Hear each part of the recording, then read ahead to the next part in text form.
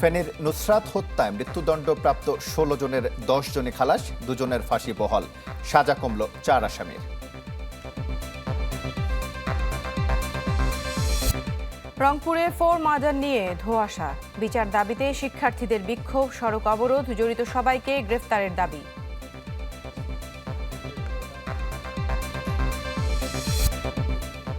জ্বালানি সংকটে ৬ মাসে বন্ধ ৯৫ কারখানা, বেকার প্রায় ৬২,০০০ মানুষ, সরকারের ব্যর্থতা দেখছে এনসিপি।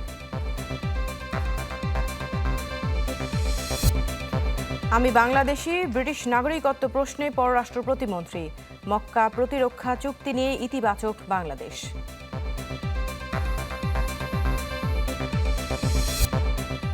ঢাকা দিল্লি বাণিজ্য সম্পর্ক এগিয়ে নিতে চায় ভারত, জ্বালানি বর্জ্য ব্যবস্থাপনায় মার্কিন বিনিয়োগ চায় বাংলাদেশ।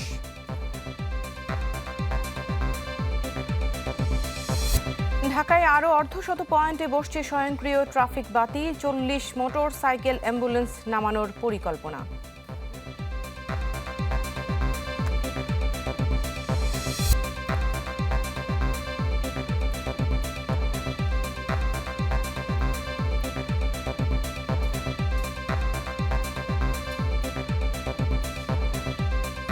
আমন্ত্রণ চ্যানেল 24 এর রাত ১০টার খবরে। শুনছিলেন একেএস সংবাদ শিরোনাম। আপনাদের সাথে আছি আমরা দুজন, আমি আশিক তমাল, আমি সাবিহা নিগার দৃষ্টি। পুরো খবরে আছি আমরা। ফেনীর আলোচিত নুসরাত হত্যায় মৃত্যুদণ্ডপ্রাপ্ত ১৬ জনের ১০ জনকেই খালাস দিয়েছে হাইকোর্ট। ফাঁসির সাজা কমিয়ে যাবজ্জীবন দেয়া হয়েছে ৪ জনকে। আর বহাল রয়েছে ২ আসামির মৃত্যুদণ্ড। এই মামলায় ঢালাওভাবে ফাঁসির রায় দেওয়ার কারণে নিম্ন আদালতের সেই বিচারকের বিচারিক ক্ষমতা কেড়ে নিলেন হাইকোর্ট। ২০১৯ সালের ১০ এপ্রিল নৃশংস এক ঘটনায় প্রাণ হারায় ফেনীর মাদ্রাসা শিক্ষার্থী নুসরাত জাহান রাফি, যা নাড়া দেয় পুরো দেশকে। নুসরাত হত্যা মামলার মাস ৬-এর মধ্যেই রায় দেয় ফেনীর নারী ও শিশু নির্যাতন দমন ট্রাইব্যুনাল। মৃত্যুদণ্ড দেন ১৬ আসামিকে। মৃত্যুদণ্ড অনুমোদনের জন্য মামলাটি হাইকোর্টে এলে দীর্ঘ শুনানি শেষে ঘোষণা করা হলো রায়, যাতে বহাল রাখা হয়েছে শামীম ও সিরাজউদ্দৌলার মৃত্যুদণ্ড। ৪ জনের ফাঁসি রায় কমিয়ে দেয়া হয় যাবজ্জীবন কারাদণ্ড। খালাস পেয়েছেন ১০ আসামি। আদালত এই মামলায় ১৬ জন নিম্ন আদালত কর্তৃক মৃত্যুদণ্ডপ্রাপ্ত আসামির মধ্যে ২ জনের মৃত্যুদণ্ড বহাল রেখেছেন, আর বাকি মৃত্যুদণ্ডপ্রাপ্ত ৪ জনকে মৃত্যুদণ্ড থেকে কমিয়ে তাদের সাজা যাবজ্জীবন করা হয়েছেন। মৃত্যুদণ্ডপ্রাপ্ত ১৬ জনের মধ্যে ১০ জনকে আদালত বেকসুর খালাস দিয়েছেন, যাদের বিরুদ্ধে কোনো সাক্ষ্য প্রমাণ হাইকোর্টের দৃষ্টিতে পাওয়া যায়নি। নুসরাত হত্যা মামলায় যে বিচারক এত আসামিকে ফাঁসি রায় দিয়েছিলেন, কেড়ে নিতে বলা হয়েছে তার বিচারিক ক্ষমতা। আসামিপক্ষের আইনজীবীরা কেউ খুশি, কেউ বা প্রত্যাশিত রায় না পেয়ে আপিলের কথা জানালেন। মোহাম্মদ শামীম খালাস পেয়েছে, মনি খালাস পেয়েছে, আর জুবায়েরকে যাবজ্জীবন সাজা দিয়েছেন। আমরা জুবায়েরের জন্য উচ্চ আদালতে আপিল করব। আজকে হাইকোর্ট ডিভিশনের রায়ের মধ্যে দিয়ে এই ব্যাপারে অনেকগুলো ফাইন্ডিং এসেছে, যেগুলো আমাদেরকে এই 164 নির্ভরশীলতা থেকে বেরিয়ে আসতে সাহায্য করবে। রায়ে যাদের খালাস দেওয়া হয়েছে তাদের দ্রুত মৃত্যুদণ্ডের সেল থেকে বের করার নির্দেশ দিয়েছেন হাইকোর্ট। মাসুদুর রহমান, চ্যানেল 24, ঢাকা। এদিকে নুসরাত হত্যা মামলায় হাইকোর্টের রায়ে সন্তোষ জানিয়েছে পরিবার, দাবি জানায় দ্রুত রায় কার্যকরের। আলহামদুলিল্লাহ আমরা সন্তুষ্ট এই রায়ে, যেটা হত্যা প্রকাশ হয়ে গেছে আজকে, ছেলেদের হত্যা করা হয়েছে। আমরা এই রায়, আমরা আদালতের প্রতি অনেক শ্রদ্ধাশীল। এই রায়টার মাধ্যমে একটি ন্যায় বিচার প্রতিষ্ঠিত হয়েছে। বাংলাদেশের বিচারের ইতিহাসে এটি একটি মাইলফলক হয়ে থাকবে। মাগুরা শিশু আসিয়া ধর্ষণ ও হত্যা মামলায় হাইকোর্টের রায় কাল। আসামি হিটু শেখের ডেথ রেফারেন্স ও আপিলের উপর শুনানি শেষ হয়েছে। বিচারপতি বিশ্বদেব চক্রবর্তী ও বিচারপতি KM রাশিদুজ্জামান রাজার হাইকোর্ট বেঞ্চ রায়ের জন্য মঙ্গলবার দিন ঠিক করেছেন। গত বছর ৫ মার্চ রাতে শিশু আসিয়ার নির্মম ঘটনাটি ঘটে মাগুরা সদর উপজেলায়। রমজানের ছুটিতে শহরের নিজ নান্দুয়ালি এলাকায় বোনের বাড়িতে বেড়াতে গেলে শিশুটি ধর্ষণের শিকার হয়। বোনের শ্বশুর হিটু শেখ শুধু ধর্ষণই করেনি, হত্যারও চেষ্টা চালান। পরে চিকিৎসাধীন অবস্থায় ঢাকা সম্মিলিত সামরিক হাসপাতালে মৃত্যু হয় আসিয়ার।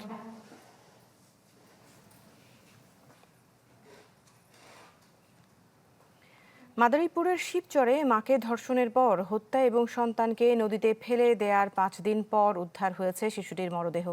সকালে আরিয়াল খাঁ নদে মরদেহ ভাসতে দেখেন স্থানীয়রা। খবর পেয়ে উদ্ধার করে হাসপাতালের মর্গে পাঠায় পুলিশ। জানা যায় 19 আগস্ট শিবচরের বাখরের কান্দি এলাকায় ঝোপের পাশ থেকে উদ্ধার করা হয় শম্পা খাতুনের মরদেহ। এই ঘটনায় মামলার পর ফারুক মোল্লা নামে একজনকে গ্রেফতার করেছে পুলিশ। জিজ্ঞাসাবাদে শম্পাকে ধর্ষণ শেষে হত্যা এবং শিশু আবিরকে নদীতে ফেলে দেওয়ার কথা স্বীকার করেছে সে।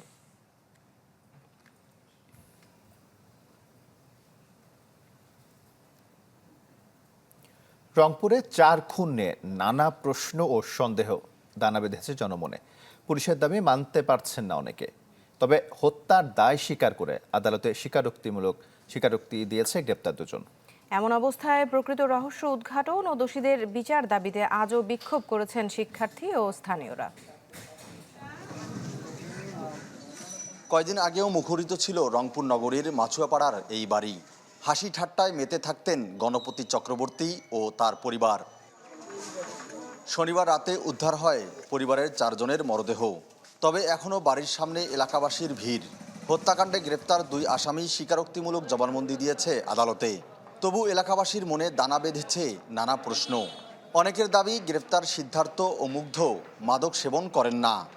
আমার ছেলে এগুলা বদনেশার মধ্যেও নাই, মানে কাকু মারামারি ডাঙাডাঙি খুন চাপাড়ি এগুলা কিচ্ছু নাই। পাশের যে বিল্ডিংটা আছে বিল্ডিং থেকে এই ছাদে যাওয়া সম্ভব, কিন্তু পাশের বিল্ডিংয়ে তো লোক ছিল, সে কি দেখলো না? তদন্ত সাপেক্ষে বলতে পারবো, কেবল তো সবে মাত্র 24 ঘন্টায় হয় না। এর মধ্যে আমরা দ্রুততম সময়ের মধ্যে যেটুকু পেরেছি আমরা চেষ্টা করছি, বাকিটুকু আপনারা সময়ের সাথে দেখতে পারবেন। ময়নাতদন্তকারী চিকিৎসক জানান 4 জনকেই শ্বাসরোধে হত্যা করা হয়েছে। আর সিআইডি বলছে রিপোর্ট পেলেই খুলবে সব জট। মানে 2-1 ক্ষেত্রে মাথায় আঘাত একটু পাওয়া গেছে, তাই ছাড়া বাকি সবারই মৃত্যুর কারণ শ্বাসরোধ। আমরা একটা সিগারেটের টুকরা পেয়েছিলাম, মোতা যেটা বলে পিছনের অংশটা, সেটা পেয়েছিলাম, সেটাও আমরা জব্দ করেছি। নিশ্চয়ই তাদের প্রোফাইলের সঙ্গে ম্যাচ করবে যদি সত্যি তারা থেকে থাকে। এদিকে হত্যায় জড়িতদের দ্রুত গ্রেপ্তারের দাবিতে আজও সড়ক অবরোধ করে বিক্ষোভ ও শোক র্যালি করেছে জিলা স্কুলের শিক্ষার্থীরা। আর প্রেস ক্লাবের সামনে প্রতিবাদ সমাবেশ করেছে রংপুর মহানগর নাগরিক কমিটি। পুলিশ কমিশনার স্যারের ভাষ্য মতে তারা ছাদ দিয়ে স্যারের বাসায় ঢুকেছিল, পরবর্তীতে ছাদ দিয়ে বের হয়েছে, তাহলে গেটের বাইরে তালাকে দিল। 2 জনে 4 জনকে হত্যা করতে পারে না, এটা একটা কঠিন ব্যাপার। যেখানে আমরা দেখছি কারেন্টের লাইন কেটে দিয়ে সেখানে এই হত্যাকাণ্ড ঘটানো হচ্ছে। এই কারেন্টের লাইনটি কে কেটে দিল? তদন্তটা তো হচ্ছে, সেই তদন্তটা আমাদের কাছে মনে হচ্ছে না সঠিক হচ্ছে। আমরা চাচ্ছি জিনিসটা সঠিক তদন্ত। এই হত্যাকাণ্ডে আরও কেউ জড়িত আছে কিনা তা খতিয়ে দেখার কথা জানায় পুলিশ। দ্রুততম সময়ের মধ্যে এটার আর চার্জশিট আমরা দিব, পুলিশ রিপোর্ট দিব, দিয়ে যাতে তাদেরকে উপযুক্ত শাস্তি বিধান করা যায়, এটা আমরা নিশ্চিত না করা পর্যন্ত থামব। এদিকে একই পরিবারের 4 জনকে হত্যার পর আতঙ্কে এলাকাবাসী। দাবি জানান নগরীর নিরাপত্তা জোরদারের। Fakhrul Shahin, channel 24, Rangpur. Arm police battalion আইন 2026-এর খসড়ায় চূড়ান্ত অনুমোদন দিয়েছে মন্ত্রিসভা। প্রধানমন্ত্রী তারেক রহমানের সভাপতিত্বে অনুষ্ঠিত মন্ত্রিসভার 18তম বৈঠকে এ অনুমোদন দেয়া হয়। পুলিশ বাহিনীর অধীন এ ব্যাটালিয়ন পুলিশের একজন অতিরিক্ত মহাপরিদর্শকের নিয়ন্ত্রণ ও তত্ত্বাবধানে পরিচালিত হবে। মূলত জননিরাপত্তা রক্ষা, ভিআইপি ব্যক্তিদের নিরাপত্তা, সরকার ঘোষিত স্থাপনাগুলোর নিরাপত্তা, সন্ত্রাস, মাদক, মানব পাচার, ধর্ষণ এবং মানবতা বিরোধী কাজে জড়িতদের বিরুদ্ধে ব্যবস্থা গ্রহণ সহ অন্যান্য আইনশৃঙ্খলা বাহিনীকে সহায়তার দায়িত্ব দেওয়া হয়েছে বিশেষ এই ব্যাটালিয়নকে।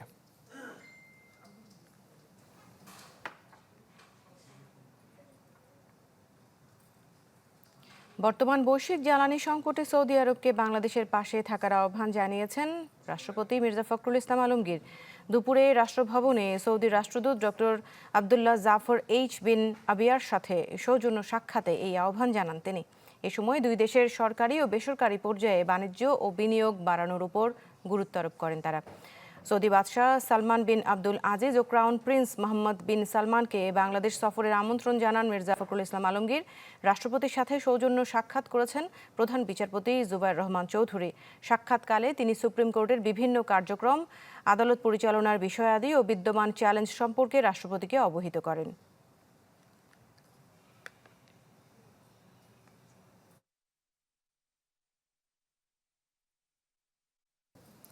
আর্ম পুলিশ ব্যাটালিয়ন আইন 2026-এর খসড়ায় চূড়ান্ত অনুমোদন দিয়েছে মন্ত্রিসভা।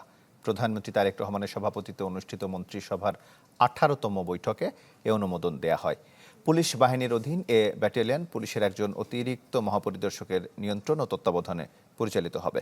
মূলত জননিরাপত্তা রক্ষা, ভিআইপি ব্যক্তিদের নিরাপত্তা, সরকার ঘোষিত স্থাপনাগুলোর নিরাপত্তা, সন্ত্রাস, মাদক, মানব পাচার, ধর্ষণ এবং মানবতা বিরোধী কাজে জড়িতদের বিরুদ্ধে ব্যবস্থা গ্রহণ সহ অন্যান্য আইন শৃঙ্খলা বাহিনীকে সহায়তার দায়িত্ব দেওয়া হয়েছে বিশেষ এই ব্যাটালিয়নকে।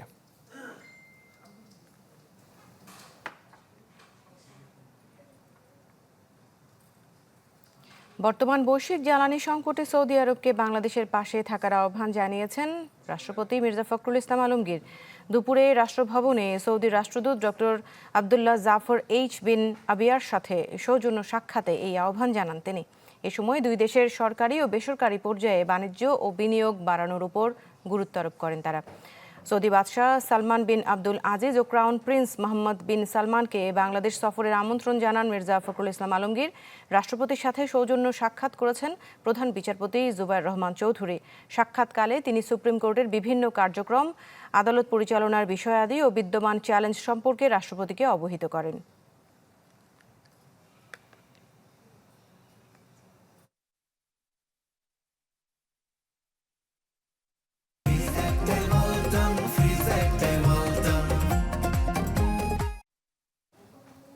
জ্বালানি সংকটে 6 মাসে বন্ধ 95 কারখানা, বেকার প্রায় 62,000 মানুষ। 6 মাসে সরকারের বিভিন্ন পদক্ষেপ বিশ্লেষণে এই তথ্য উঠে এসেছে সিপিডির প্রতিবেদনে। সংস্থাটি জানায়, নানা সংকটে কর আহরণ হতে পারে লক্ষ্যমাত্রা থেকে 1.5 লাখ কোটি টাকার কম, যা সরকারকে ফেলতে পারে গভীর সংকটে। জ্বালানি সংকটে উৎপাদন বন্ধ শিল্প কারখানাগুলোতে, কমেছে বিনিয়োগ, বেকার হচ্ছেন কর্মীরা। সব মিলিয়ে স্থবিরতা নেমে এসেছে অর্থনীতিতে। পত্র বার করা হয়েছে। সরকারের 6 মাসের বিশ্লেষণে এমন মতামত তুলে ধরেছে বেসরকারি গবেষণা সংস্থা সিপিডি। সংস্থাটির বিশ্লেষণ বলছে, সদিচ্ছা থাকলেও সরকারের সক্ষমতা এবং সমন্বয়ের অভাবে জ্বালানি সংকট তীব্র হয়েছে। পাশাপাশি অর্থের সংস্থান না মেলায় গত 6 মাসে ছোট বড় অন্তত 95টি শিল্প কারখানা বন্ধ হয়েছে। এই সময়ে বিভিন্ন খাতে চাকরি হারিয়েছেন 62,000-এর মতো শ্রমিক, যা উদ্বেগ বাড়াচ্ছে। জ্বালানি নিরাপত্তার ক্ষেত্রে আমরা এলএনজি ব্যবহার করার ক্ষেত্রে যে কারিগরি দক্ষতা দেখানো দরকার, সেটা তো পারি নাই। এটা তো সাম্প্রতিককালে আমরা দেখতে পেয়েছি। যারা দেশ চালাচ্ছেন তাদের এই ব্যাপারে আগ্রহ বা উপলব্ধি কম আছে আমি বলছি না, কিন্তু কোথায় যেন ওনাদের এটাকে কার্যকর করার ক্ষেত্রে আমি সক্ষমতা এবং সমন্বয় দেখতে পাচ্ছি না। সিপিডির পর্যবেক্ষণে বড় পরিবর্তন নেই আইন শৃঙ্খলা পরিস্থিতিতেও, ফলে বাণিজ্যের জন্য স্বস্তিদায়ক পরিবেশ তৈরি হয়নি। এই পরিস্থিতিতে বিভিন্ন দপ্তরে রাজনৈতিক পদায়ন বিপদ টেনে আনবে সরকারের জন্য। তৃণমূল পর্যায়ে আপনার সরবরাহ ব্যবস্থাকে সচল রাখার জন্য যেই ধরনের স্বস্তি দরকার বাণিজ্যিক এবং আপনার অন্যান্য ব্যবসায়িক, সেই বাণিজ্যিক এবং স্বস্তি নাই। এরই মধ্যে ঋণগ্রস্ত দেশে পরিণত হয়েছে বাংলাদেশ। তাই নতুন করে ঋণ নেওয়ার ক্ষেত্রে আরও সতর্ক থাকার পরামর্শ সিপিডির। সেই সাথে রাজস্ব আদায়ে মন্থর গতি চলতি অর্থবছরে লক্ষ্যমাত্রার চেয়ে অন্তত 1.5 লক্ষ কোটি টাকা কম হতে পারে বলে ধারণা করছে সংস্থাটি। দুটা বড় বড় চাপ এখন সামনে রয়েছে। একটা হলো সরকারি কর্মচারীদের বেতন দেওয়া, বেতন বৃদ্ধি, আর হলো ক্রমবর্ধমান ভর্তুকি। জ্বালানি সংকট মোকাবেলায় স্থানীয় উৎসে অনুসন্ধান বাড়ানোয় জোর দেয় সিপিডি। শিল্পের সাথে জ্বালানি যুক্ত, জ্বালানির সাথে বাণিজ্য যুক্ত। শফি মাহমুদ সাগর, চ্যানেল 24, ঢাকা। সরকারের 180 দিনে সর্বক্ষেত্রে ব্যর্থতার অভিযোগ তুলল জাতীয় নাগরিক পার্টি এনসিপি। দলীয় আহ্বায়ক ও বিরোধী দলীয় চিফ হুইপ নাহিদ ইসলাম বলেছেন, কোনো ক্ষেত্রেই সরকার প্রত্যাশা পূরণ করতে পারেনি। দ্রব্যমূল্য নিয়ন্ত্রণ, আইন শৃঙ্খলা পরিস্থিতি এবং বিদ্যুৎ জ্বালানি সরবরাহে ব্যর্থ সরকার। সরকারের 6 মাসের বিশ্লেষণ নিয়ে এনসিপির পলিসি ও রিসার্চ বিষয়ক উপকমিটির সংবাদ সম্মেলন। দলটির আহ্বায়ক নাহিদ ইসলাম বলেন, জনগণকে দেয়া প্রতিশ্রুতির অধিকাংশই বাস্তবায়ন করতে পারেনি বিএনপি। তার দাবি, দ্রব্যমূল্য নিয়ন্ত্রণ, আইন শৃঙ্খলা পরিস্থিতির উন্নয়ন ও জ্বালানি সংকট মোকাবেলায় সরকার ব্যর্থ। অনেকগুলা তাদের প্রতিশ্রুতির সাথে তারা নিজেরাই বরখেলাপ করেছে। তারা বলেছিল সাশ্রয়ী বিদ্যুৎ দিবে, 2 বছর মূল্য বৃদ্ধি করবে না, 3 মাসের মধ্যে তারা বিদ্যুৎ বৃদ্ধি করেছে। আমাদের অর্থনৈতিক খাতে জ্বালানি, বিদ্যুৎ এবং কৃষি উপকরণের সংকট শিল্প উৎপাদন এবং জীবন যাত্রাকে বিপর্যস্ত করেছে। সিন্ডিকেট ভাঙার বদলে নতুন অংশীদারিত্ব তৈরি হয়েছে। প্রশাসন ও রাষ্ট্রীয় প্রতিষ্ঠানেও জবাবদিহিতার ঘাটতির অভিযোগ করেন নাহিদ। বলেন, বিশ্ববিদ্যালয় সহ বিভিন্ন প্রতিষ্ঠানে দলীয় বিবেচনায় নিয়োগ, পদায়ন এবং স্বজনপ্রীতি চলছে। রাষ্ট্রীয় প্রতিষ্ঠানগুলোকে কিভাবে দলীয় ক্লাবে পরিণত করা হচ্ছে। পাবলিক বিশ্ববিদ্যালয়ে উপাচার্য নিয়োগ করা হয়েছে, যার 20 থেকে 19 জনই হচ্ছে দলীয়, এবং দলীয় সংশ্লিষ্টতাই তাদের একমাত্র এবং প্রধান যোগ্যতা। পুরনো রাজনীতিতে তারা প্রত্যাবর্তনের চেষ্টা করছে, তাদের প্রতিশ্রুতি থেকে সরে যেয়ে সেই জায়গা থেকে যদি সরে না আসে তাহলে তারা ব্যাপক গণ আন্দোলনের মুখে তারা পড়বে। মানবাধিকার ও গুম প্রতিরোধ আইন নিয়েও সরকারের সমালোচনা করেন এনসিপির আহ্বায়ক। এ সময় জুলাই গণহত্যার বিচার ও ভারতের সঙ্গে সম্পর্কের ক্ষেত্রে সরকারের অবস্থান নিয়েও সমালোচনা করেন তিনি। এবং আওয়ামী লীগের বিষয়টা সুরাহা করেই ভারত বাংলাদেশের মর্যাদার ভিত্তিতে কিভাবে নতুন করে সম্পর্ক প্রণয়ন করা যেতে পারে সে ধরনের কোনো উদ্যোগ কিন্তু তারা আমরা নাফিউল ইসলাম লিংকন, চ্যানেল 24, ঢাকা। আমি বাংলাদেশি। ব্রিটিশ নাগরিকত্বের প্রশ্নে এমনটা জানালেন পররাষ্ট্র প্রতিমন্ত্রী হুমায়ুন কবির। প্রতিমন্ত্রী হিসেবে প্রথম কর্মদিবসের পর দাবি করেন, নাগরিকত্ব নিয়ে প্রশ্ন তোলার কোনো সুযোগ নেই। বলেন, দেশের মানুষের জন্য কাজ করতে এসেছেন তিনি। আমি বাংলাদেশের প্রতি অকৃত্রিম বিশ্বাস। সম্প্রতি টেকনোকেট কোটায় পররাষ্ট্র প্রতিমন্ত্রী হিসেবে দায়িত্ব পেয়েছেন হুমায়ুন কবির। তার নাগরিকত্ব নিয়ে প্রশ্ন উঠেছে। এ নিয়ে সংবাদ প্রকাশ হয় গণমাধ্যমে। সোমবার প্রতিমন্ত্রী হিসেবে প্রথম কর্মদিবসের পর এই নিয়ে সাংবাদিকদের মুখোমুখি হন হুমায়ুন কবির। সমালোচনা করেন গণমাধ্যমে প্রকাশিত সংবাদের। আমি বাংলাদেশি, এখানে তো বাংলাদেশের মিনিস্টার সাথে Bangladeshi. I don't think there is anybody that will question my Bangladeshism and my stand. কোন নিউজ পেপার মানে কারে তো জ্বালা যে মানে কাজ সর্বতিয়া হ্যাঁ তো তার জ্বালা কেন হচ্ছে? তার কি 2008-এর জ্বালা উঠছে নাকি আবার মঈনুদ্দিন ফখরুদ্দিনের জ্বালা উঠছে তার আবার? ভিন্ন এক প্রশ্নের জবাবে তিনি বলেন, মক্কা প্রতিরক্ষা চুক্তি নিয়ে ইতিবাচক বাংলাদেশ। না, মক্কা ডিফেন্স প্যাক্টে তো আমরা আগ্রহ প্রকাশ করছি। মক্কা নিয়ে তো সবসময় একটা আলাদা জায়গা। মক্কা বাংলাদেশের হৃদয়ের মানুষের হৃদয়ে। তো মানে ওখানে আমরা মিডল ইস্টে একটা মানে যদি হয় এমনও হয় যে ইসলামিক নেশনসের মধ্যে একটা সিকিউরিটি প্যাক্ট হয়, তাহলে ওখানে তো আর অসহায় না যাওয়া। So let's see, it's being viewed positively. Thank you. প্রতিমন্ত্রী বলেন, বাংলাদেশের মানুষের জন্য কাজ করতেই তিনি এসেছেন। এখন আমরা সবাই মিলে ইনশাআল্লাহ এই দেশকে এগিয়ে নিয়ে যাব। মোর্শেদ হাসিব, চ্যানেল 24, ঢাকা। সমতার ভিত্তিতে ঢাকা দিল্লি বাণিজ্য সম্পর্ক এগিয়ে নিতে চায় ভারত। দেশটির হাই কমিশনার দীনেশ ত্রিবেদীর সাথে বৈঠক শেষে বাণিজ্যমন্ত্রী বলেছেন, সম্পর্কে গতি আনার পাশাপাশি নতুন বিনিয়োগের ক্ষেত্রে খোঁজ চলবে। আর মার্কিন রাষ্ট্রদূতের সাথে বৈঠকে জ্বালানি ও বর্জ্য ব্যবস্থাপনায় যুক্তরাষ্ট্রকে বিনিয়োগের আহ্বান জানান স্থানীয় সরকার প্রতিমন্ত্রী।